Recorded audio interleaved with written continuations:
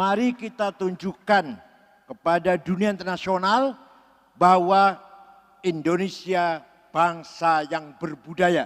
Artinya, wala tasubbul ladzina yad'una min dunillah fayasubbul adwan bighairi ilm. Wahai orang Islam, tidak boleh kamu mencaci maki non-muslim. Tidak boleh kamu caci maki orang yang tidak menyembah Allah, yang beda agama, beda iman. Karena Tuhan telah menciptakan bagi setiap kelompok kebanggaannya masing-masing. Agamanya, budayanya, seninya, kulinernya, cara berpakaian, cara membangun budaya harus kita hormati masing-masing. Ini tegas sekali Quran ini. Nabi memperkuat juga dengan ungkapannya pasti yang disampaikan ketika khutbah Jumat. Wala udwana illa 'alal zalimin. Apa artinya? Tidak boleh ada permusuhan kecuali terhadap yang melanggar hukum. Selama tidak melanggar hukum, agamanya apapun, madhab sektenya apapun, sukunya apapun, partai politiknya apapun, pilihan presidennya siapapun, 01 atau 02 lah, apa 03, tidak boleh dijadikan alasan permusuhan. Tidak boleh. Satu yang boleh, yang melanggar hukum. Pejabat yang korupsi, bos judi, bos narkoba, bos pijet, itu yang harus kita anggap musuh. Selama orang itu orang baik-baik, tidak boleh kita anggap musuh. Semua adalah saudara, sebangsa, sesama umat manusia.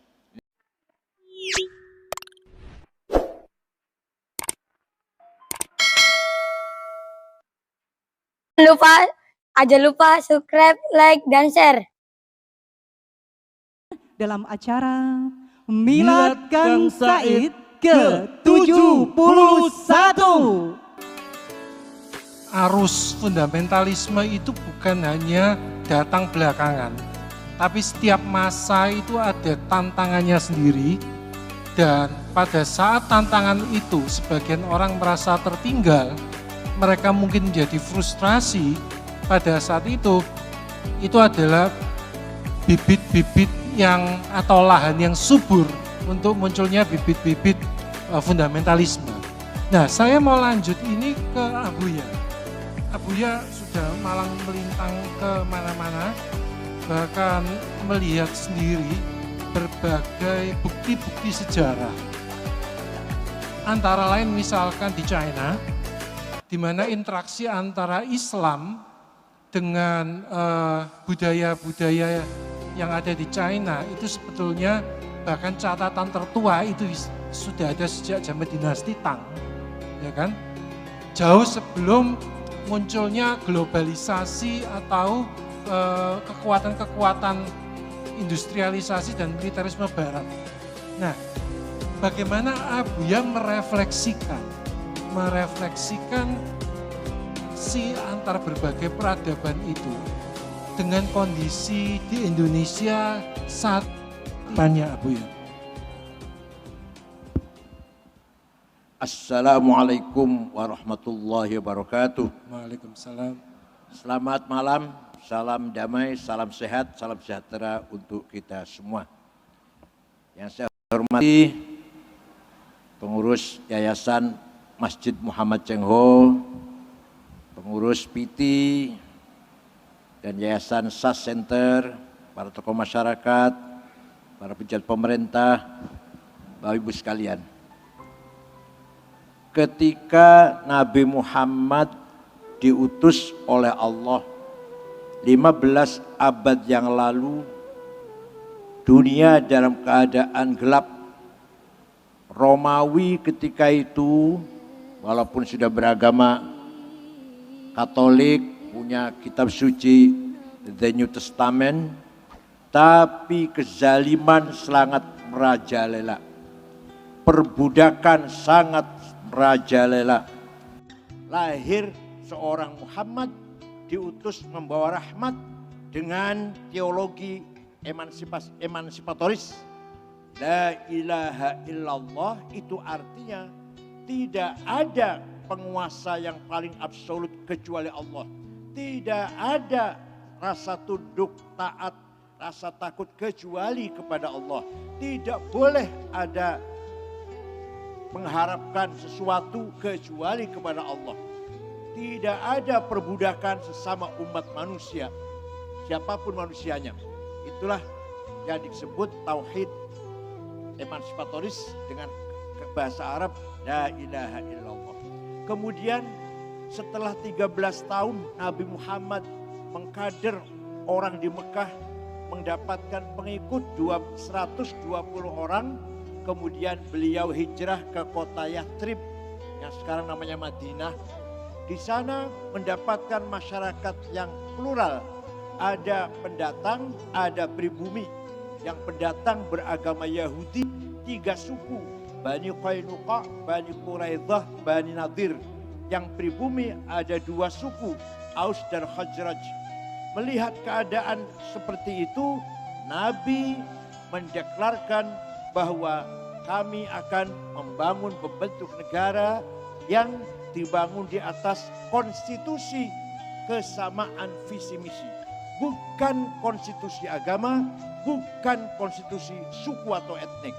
Maka negaranya bukan negara Islam, bukan negara Arab, negara Madinah, Madani, Mutamaddin, civilized. Yang semua penduduknya lintas agama, lintas suku, lintas budaya, di depan hukum sama, hak dan kewajiban sama, tidak pandang bulu. Itu Nabi Muhammad 15 abad yang lalu mendirikan negara Madinah, artinya negara yang menggunakan sistem citizenship atau dalam bahasa Arab muatonah, kewarganegaraan, bukan kewargaagamaan, bukan. Dibuktikan suatu ketika ada orang Islam bertengkar dengan orang Yahudi. Kemudian orang Islam ini menempeleng, tidak bermaksud membunuh. Orang Yahudi itu meninggal mati, ditempeleng mati. Nabi marah besar dengan mengeluarkan statement, barang siapa membunuh non-muslim berhadapan dengan saya. Barang siapa berhadapan dengan saya tidak akan selamat masuk surga. Ini merupakan proteksi terhadap penduduk kota Madinah yang non-muslim. Kemudian Quran pun mendukung, kalau saya baca ayatnya, wala tasubbul ladzina min dunillah fayasubbul adban bighairi ilm. Wahai orang Islam, tidak boleh kamu mencaci maki non-muslim. Tidak boleh kamu caci maki orang yang tidak menyembah Allah, yang beda agama, beda iman. Karena Tuhan telah menciptakan bagi setiap kelompok kebanggaannya masing-masing. Agamanya, budayanya, seninya, kulinernya, cara berpakaian, cara membangun budaya harus kita hormati masing-masing. Ini tegas sekali Quran ini. Nabi memperkuat juga dengan ungkapannya pasti yang disampaikan ketika khutbah Jumat. Wala udwana illa 'alal zalimin. Apa artinya? Tidak boleh ada permusuhan kecuali terhadap yang melanggar hukum. Selama tidak melanggar hukum, agamanya apapun, madhab sektenya apapun, sukunya apapun, partai politiknya apapun, pilihan presidennya siapapun, 01 atau 02 lah, atau 03, tidak boleh dijadikan alasan permusuhan. Tidak boleh. Satu yang boleh, yang melanggar hukum. Pejabat yang korupsi, bos judi, bos narkoba, bos pijet. Itu yang harus kita anggap musuh. Selama orang itu orang baik-baik, tidak boleh kita anggap musuh. Semua adalah saudara, sebangsa, sesama umat manusia. Nih. Kemudian, Yai Hashim Asy'ari, pendiri NU, tahun 1914. Ketika itu Islam sentral khilafah, sistem khalifah di Turki, namanya khilafah Ottomani. Tapi waktu itu lemah, la haula wala quwata lah. Wilayah Islam semua dijajah oleh para penjajah. Irak, Mesir, Sudan, jajah Inggris. Suria, Tunis, Aljazair, Prancis. Libya, Itali, Indonesia, Belanda. Hashim Asy'ari meyakini bahwa ini sistem khilafah akan bubar. Akan berdiri negara sendiri-sendiri. Waktu itu bukan namanya nasionalisme, belum ada, nggak ngerti Pak Asy'ari. Nah nanti kalau negara itu berdiri sendiri-sendiri, jangan sampai negeri Jawi ini, Jawa belum Indonesia, negeri Jawi ini menjadi negara yang sekuler, yang tidak beragama. Maka cepat-cepat Hasyim Asy'ari mengeluarkan jargon yang terkenal, hubbul waton minal iman. Nasionalisme bagian dari teologi. Anda nasionalis harus bertuhan, Anda bertuhan beragama harus nasionalis. Semua wajib membela tanah air, hukumnya fardu ain. Setiap pribadi wajib, sama dengan hukumnya salat. Barang siapa mati demi tanah airnya, mati syahid.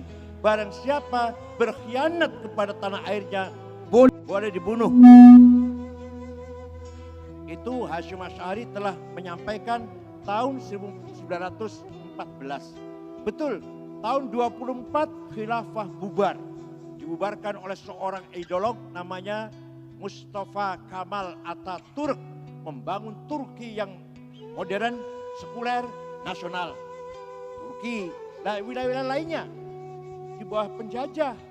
Maka ada seorang Arab dari Damaskus beragama Kristen Ortodok namanya Michel Aflaq membentuk partai namanya Partai Ba'ath, nasionalis, sosialis, sekuler. Nah, mengkader pemuda-pemuda Arab, Saddam Hussein, Hafid Asad, Jamal Nasir, Aibur Ghaibah, Syadil bin Jadid, Harib Bumadian, siapa lagi, Abdul Salam Jalud, Ja'far Numeri, itu kader-kader Arab nasionalis. Tapi tidak peduli dengan agama, hanya nasionalis, tidak peduli dengan agama.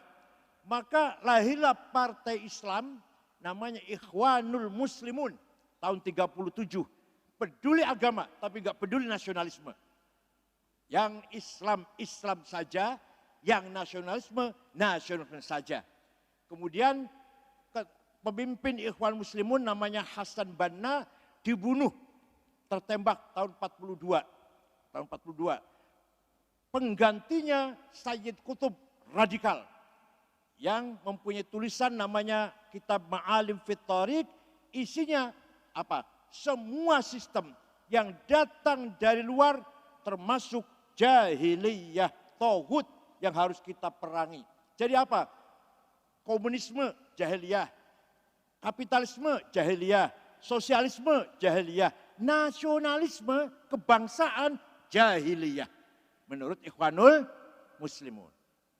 Sedangkan menurut Hasyim Asy'ari, nasionalisme bagian dari iman. Luar biasa ini pertentangan. Maka terjadi kelompok radikal sejak tahun 40 di Mesir yang semua menganggap selain mereka adalah kafir. Mereka membunuh Presiden Muhammad Anwar Sadat, membunuh Menteri Agama namanya Husain Dhahabi, membunuh wartawan senior namanya Yusuf Sibai. Oleh Presiden Husni Mubarak, Ikhwan dibubarkan, mereka dilarang aktivitas, dihabisin, masih ada. Tidak habis, sembunyi di gurun pasir Sinai. Di bawah pimpinan Syukri Ahmad Mustafa. Lebih jahat daripada Ikhwan. Semua umat Islam ini yang menerima nasionalisme kafir harus dibunuh. Dikejar oleh pemerintah Mesir, lari ke Afghanistan, namanya Ayman Zawahiri.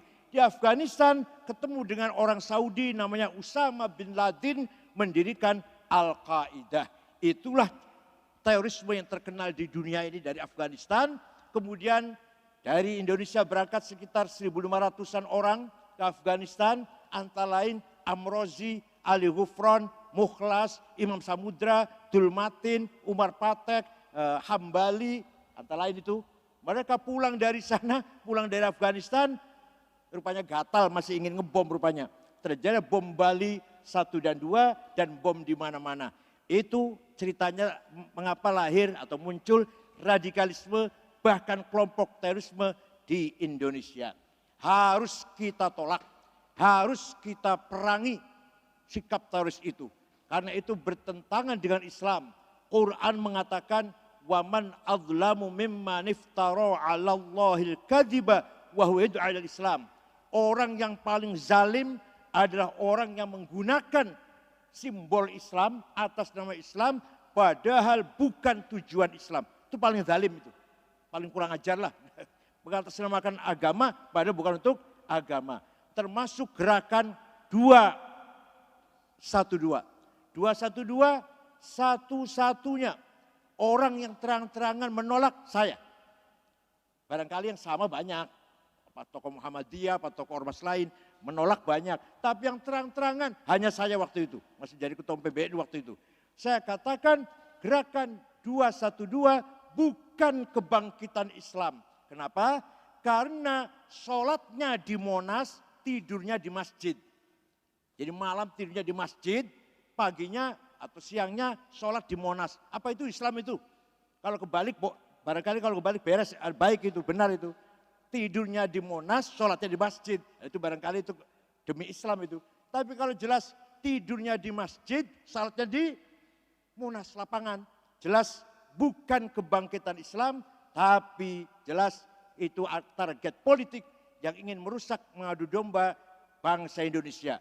Harus kita hadapi dengan serius. Tidak boleh dibiarkan. Saya yang paling keras mengusulkan kepada Presiden Jokowi, bubarkan HTI, bubarkan FPI. Alhamdulillah dua-duanya sudah dibubarkan.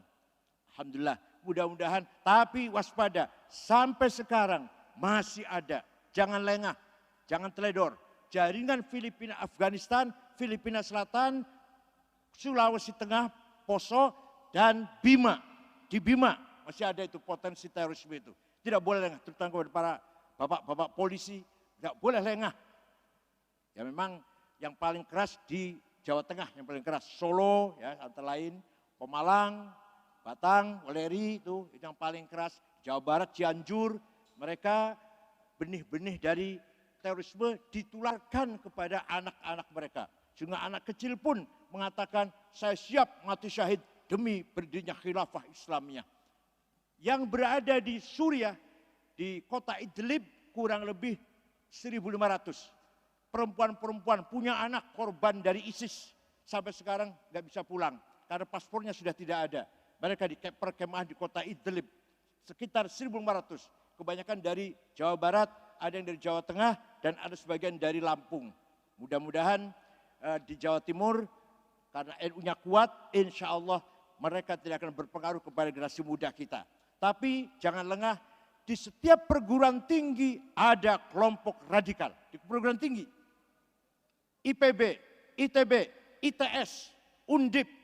Malah di Undip ada dosen namanya Profesor Suteki menulis berhalaman-halaman membela HTI, membela sistem khilafah. Profesor itu, dosen guru besar di Undip. Di Jawa Timur hati-hati, ITS itu ada radikalisme, ada kelompok radikal. Kenapa? Mereka mengkaji study club, ya, study belajar bersama, mengkaji pemikiran kitab Ma'alim Fitorik yang ditulis oleh Said Kutub tadi. Itu namanya kelompok tarbiyah. Ingat, kelompok tarbiyah. Di ITB banyak sekali, lulusannya menjadi insinyur, nanti akan jadi pejabat di PLN, Telkom, Telkomsel, Pertamina. Maka gerakan radikal, kelompok-kelompok jenggot dan celana cingkrang, jidat hitam ada di PLN, di Telkom, Telkomsel, dan Pertamina banyak sekali. Mudah-mudahan Jawa Timur selamat dari ini semuanya. Mari kita pertahankan pluralisme yang telah dipertahankan oleh Nahdlatul Ulama Kiai Hasyim Asy'ari. Ketika tanggal 18 Agustus, sidang PPUKI, ya, BPUPKI mencari dasar negara, ternyata ada 7 kata dengan berkewajiban ketuhanan Maha Esa, dengan berkewajiban menjalankan syariat Islam bagi para pemeluknya. Yang non Muslim tidak setuju dari 7 kata itu. Kalau terpaksa saya akan berpisah dari negara NKRI ini, maka Kiai Wahid Hasyim, bapaknya Gus Dur Wahid Hasyim, pulang ke Jombang karena belum ada WA, belum ada SMS waktu itu. Pulang ke Jombang menghadap ayahnya Kiai Hasyim Asy'ari. Ini gimana Pak? Ya, orang-orang dari non Muslim tidak setuju ada 7 kata ini. Piagam Jakarta namanya. Kata Kiai Hasyim, sebentar, nanti malam saya akan salat dulu, minta petunjuk pada Tuhan. Salat, besok paginya Wahid kembali ke Jakarta. Saya setuju 7 kata dicoret. Ketuhanan Maha Esa, sudah titik. Gak usah ada tambahan dengan berkewajiban menyalahi syarat Islam, gak usah. Ya apa artinya? Kemudian Hasyim Asy'ari, yang penting Indonesia ini kuat dulu, bersatu dulu. Baru kita dakwah Islam di atas tanah yang bersatu. Bangun masjid, madrasah, pesantren di atas tanah yang bersatu. Betul juga itu. Coba lihat Afghanistan. Begitu Soviet lari, di sini sudah bentrok konflik antara yang ingin negara Islam dan negara nasionalis. Sampai sekarang sudah 40 tahun perang saudara nggak pernah selesai. Di sana bom meledak di setiap saat, di jalan, di madrasah, di rumah sakit, di masjid, di Maulid Nabi, di bom di Afghanistan. Presidennya Burhanuddin Rabbani, hafal Quran, lulusan Al-Azhar Mesir, dibunuh. Antek Amerika, kafir. Ada penyanyi perempuan nyanyi, dibunuh.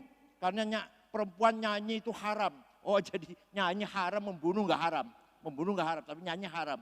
Sampai sekarang belum selesai Afghanistan. Begitu pula Libya, demikian pula Yaman, demikian pula Somali.